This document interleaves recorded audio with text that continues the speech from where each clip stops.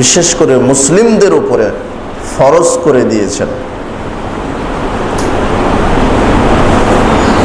আল্লাহ সুবহানাহু ওয়া তাআলা বলছেন, ওয়ামা খলাকতুল জিন্না ওয়াল ইনসা ইল্লা লিয়াবুদুন, মানুষ আর জিন জাতিকে সৃষ্টি করা হয়েছে কেবলমাত্র আল্লাহর ইবাদত করবে এই কারণে।